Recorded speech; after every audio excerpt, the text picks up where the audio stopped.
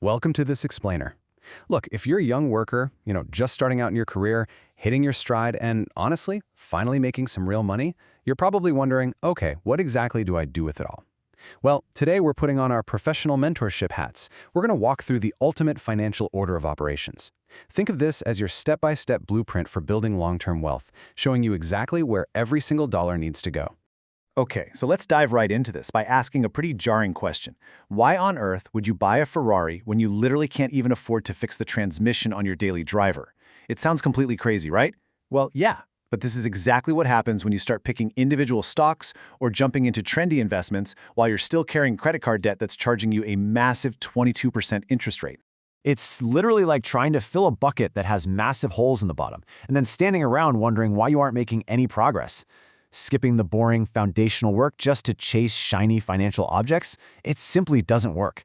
So throughout this explainer, I really want you to imagine that you're building a financial house. You wouldn't go picking out fancy granite countertops if your concrete foundation was cracked and sinking, right? We've got to do things in the proper sequence.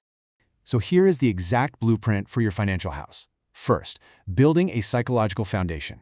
Second, high-interest debt versus the match. Third, the tax optimization zone. Fourth, the HSA triple tax secret. And finally, fifth, avoiding the taxable account trap. Now, this sequence must be followed in this exact order to absolutely maximize your returns and minimize your risk. All right, let's start building. Step 1. Building a psychological foundation, the emergency fund.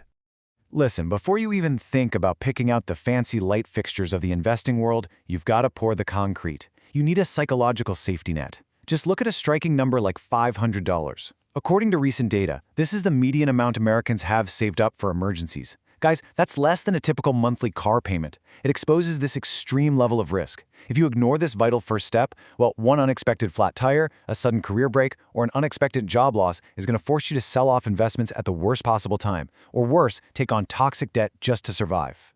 But here's where it gets really interesting. Recent research from Vanguard actually found that people with just $2,000 in emergency savings experience a 21% boost in their financial well-being scores compared to those who had nothing.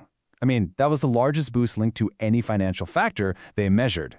Having that baseline just provides immense psychological relief. It completely prevents you from emotional panic selling during market downturns. So save your first $1,000 and then work on building that up to 3 months of living expenses.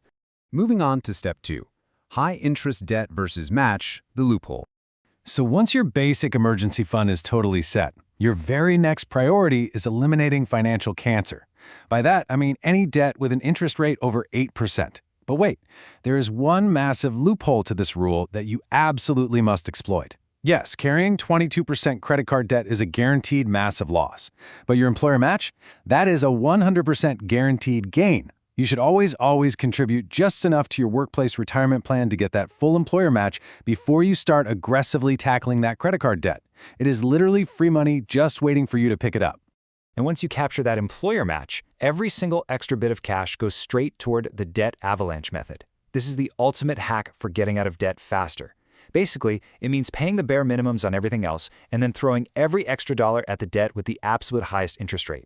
Now, I know paying off small balances first might feel really good psychologically, but the avalanche method is just mathematically superior. You've got to take off this backpack full of heavy rocks before you try running a financial marathon, you know?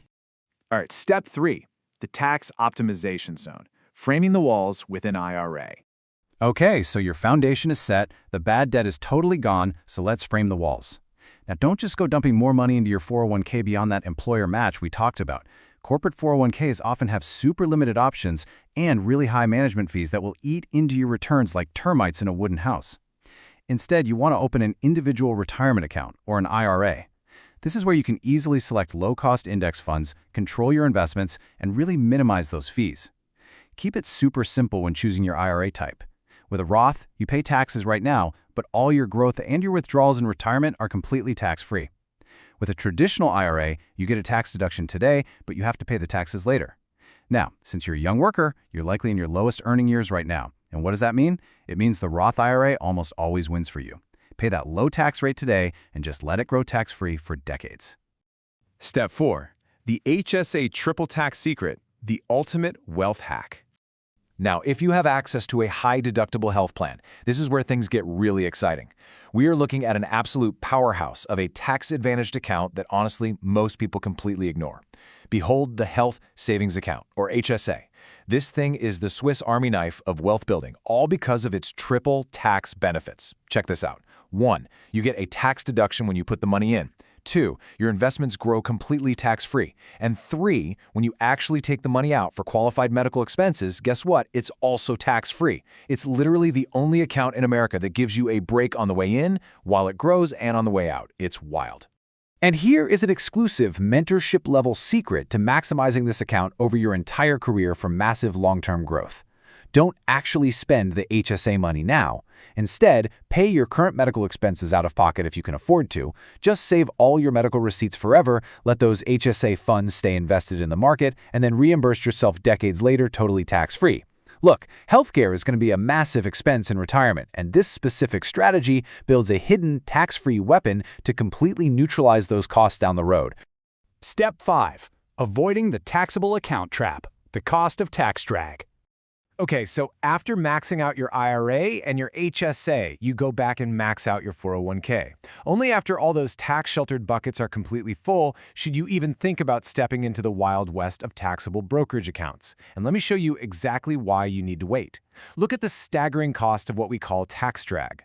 If you invest $10,000 annually for 30 years, a tax-advantaged account grows to roughly $944,000. But that exact same investment in a taxable account, it grows to only $700,000. Why? Because every single dividend is taxed and every sale triggers capital gains. Tax drag is literally like running a race with someone constantly throwing sand in your shoes. You've got to protect your money from the IRS first. So let's bring this all together into a 6-step financial pyramid. 1. Build that emergency fund base. 2. Capture your employer match. 3. Execute the debt avalanche. 4. Max out your IRA. 5. Max out your HSA. And 6. Max out your 401k. Honestly, take a screenshot of this checklist right now. This is your exact hierarchy. Skipping these steps means you are essentially building your financial house on quicksand, and we definitely don't want that. As we build all this out, you really need to watch out for a few common pitfalls. First, don't skip to those taxable accounts too early. Second, never ignore that employer match, especially when you get salary increases or bonuses. You want to use those windfalls to max out your accounts even faster. And please avoid attempting to time the market or getting swept up in emotional cryptocurrency trading. The greatest investors in the world know that consistency and discipline over decades will absolutely always beat emotional market timing. Just stick to the blueprint, especially when things get volatile. So, I'll leave you with this final thought. Are you building an unbreakable financial fortress, or are you just picking out fancy countertops for a house with a cracked foundation? It's time to stop feeding coins into the slot machine of random investments. Fix the foundation, follow this exact order of operations, and I promise you, your future self is going to be so incredibly thankful that you did the boring stuff first. So get to work on that emergency fund today, and let's start building some real wealth.